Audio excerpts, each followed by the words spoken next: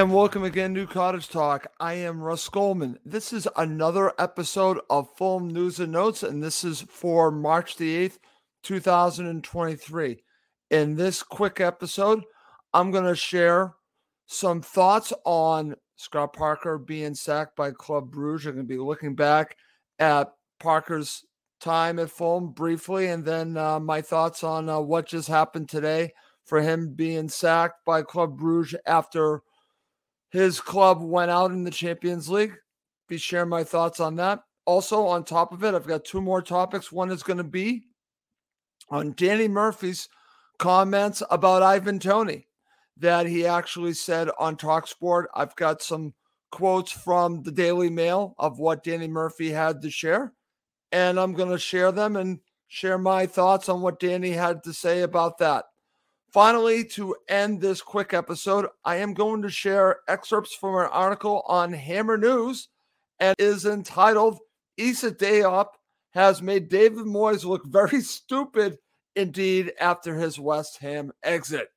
So I'm going to be sharing my thoughts on this article about Issa Diop from a West Ham supporter. That's going to be fun to end the show.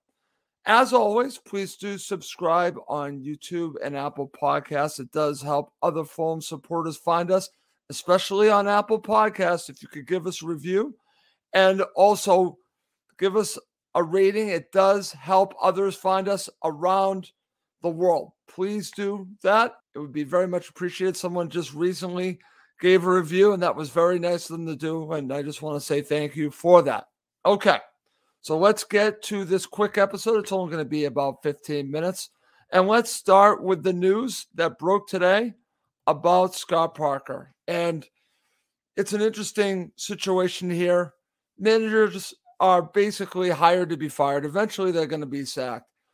In the case of Scott Parker, I found this a very interesting hire by Club Brugge to go after him.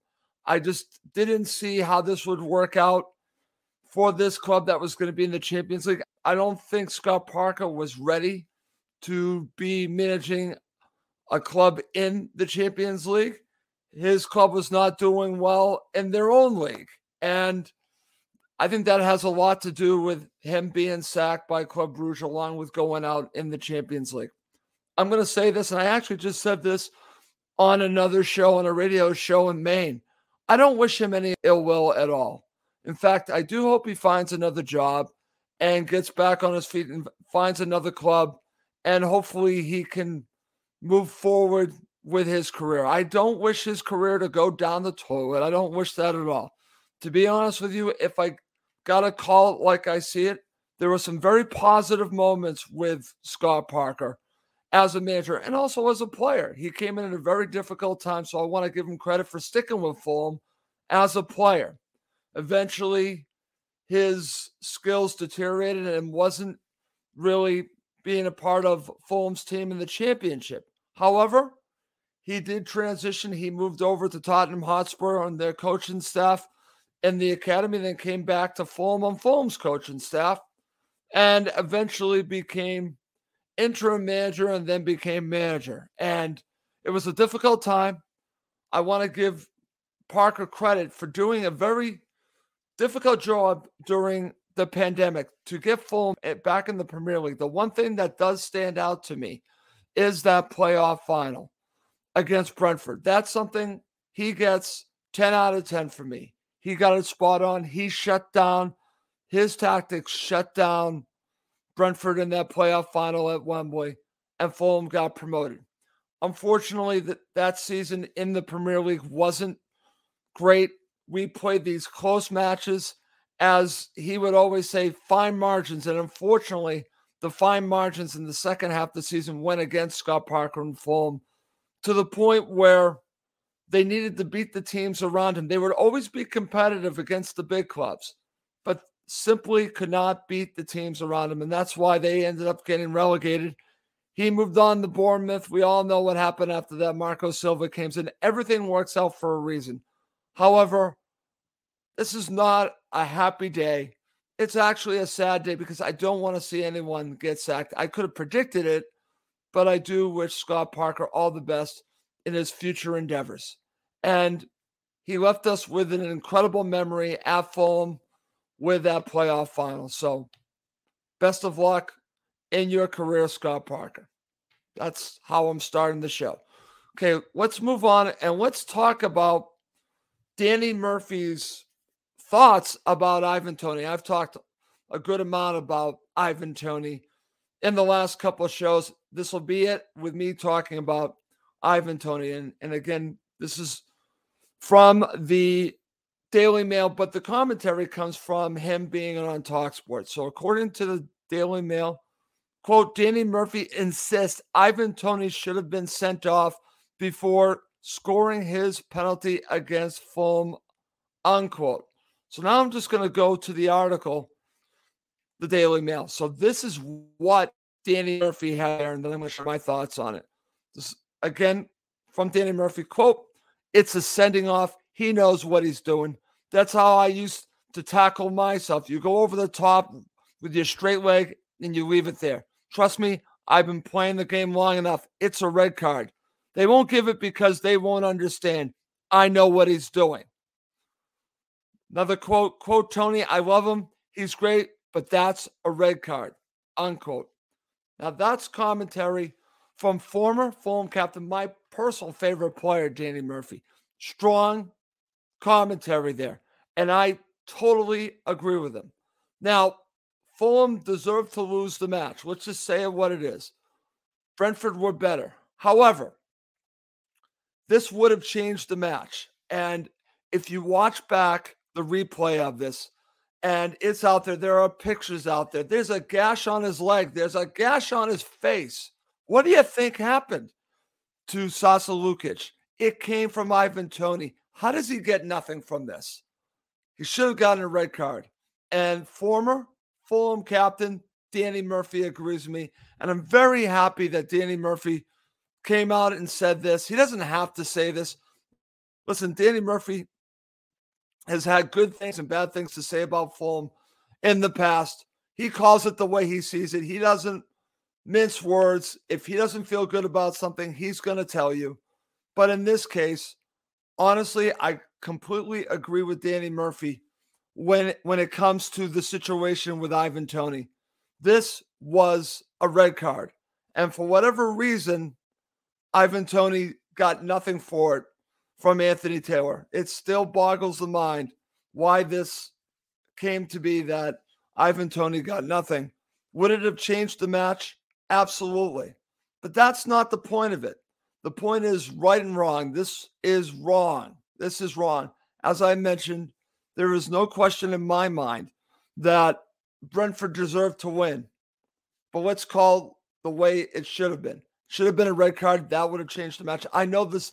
You could say the same thing for Sasa Lukic and a potential second yellow. I get that.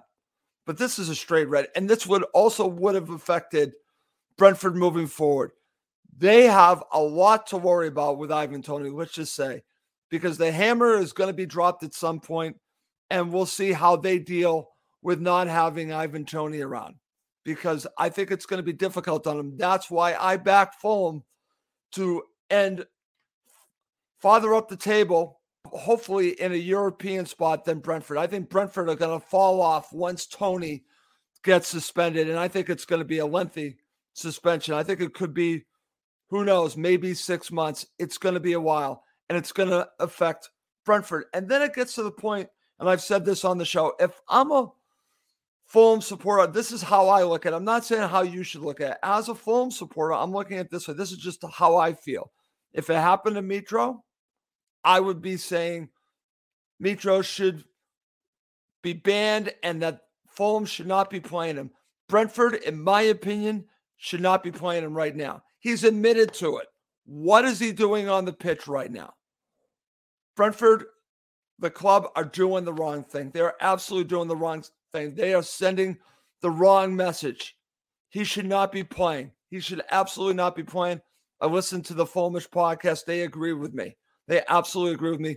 Listen to what they have to say because they got it spot on as well. Okay.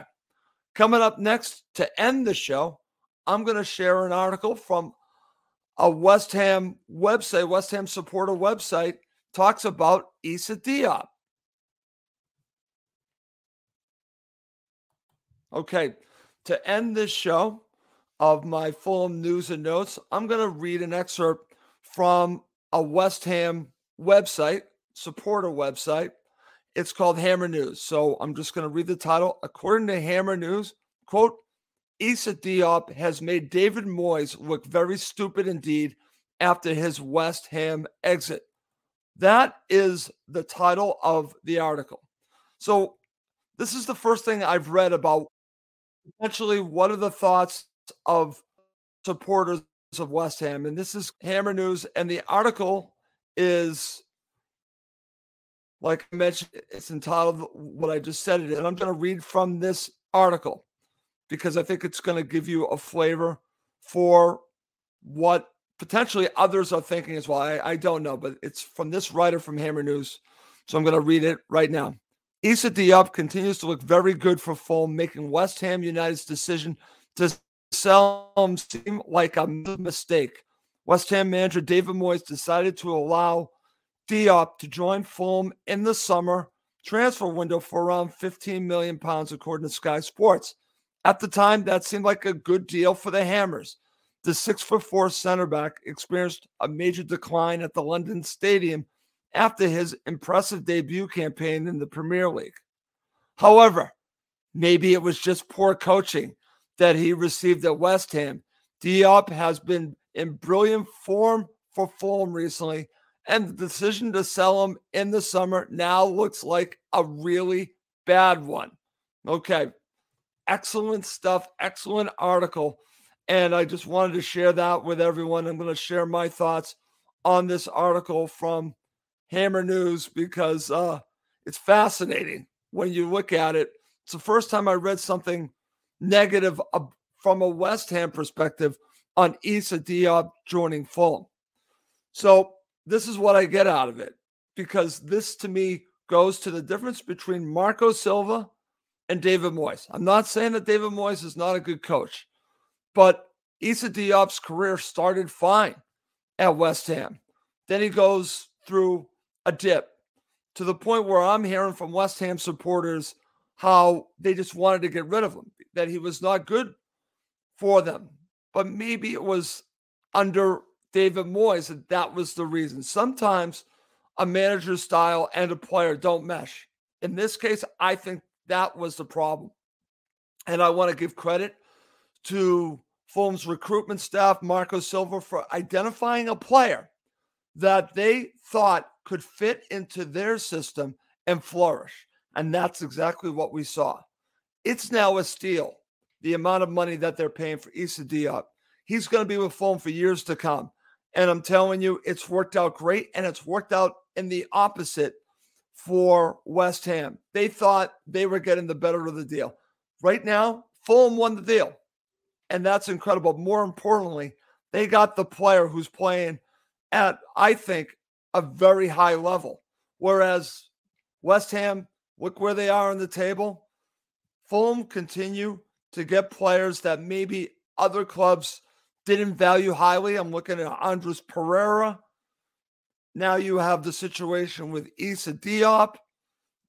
This is what you do. When you're Fulham, you can't always get the best player in the market. You just can't. You have to find creative ways. You have to find players that are maybe flying underneath the radar. They identified Issa Diop, and they got it right, just like they have before. Same thing with Bernd Leno. Identify a player that is not valued by his club, took advantage of it, and brought him to play with Marco Silva. And look at how Issa Diop has flourished. Bernd Leno has flourished. Andres Pereira has flourished. So Toney deserves a lot of credit. The players deserve a lot of credit. And of course, Marco Silva and his coaching staff deserve a lot of credit. This article in Hammer News just backs up what we've all been watching. They made a mistake. West Ham made a mistake. A West Ham supporter is telling you this. And Fulham won the deal. That's the way I'm leaving this show. Just thinking, in the end, Fulham got a starting center back for, I think, not that much money for a team that didn't want him. It worked out time and time again. We've seen that with Marco Silva. it's worked out. Coaching, finding the right player, and fitting the system. Didn't work at West Ham, worked at Fulham. Thankfully, it has. Okay. Well, that's going to do it for this quick episode of Cottage Talk. As always, please do subscribe in YouTube and Apple Podcasts. It does help other Fulham supporters find us. Well, that's going to do it for this episode. My name is Russ Goldman. Thank you as always for watching and listening to Cottage Talk, now part of the talkSPORT Fan Network.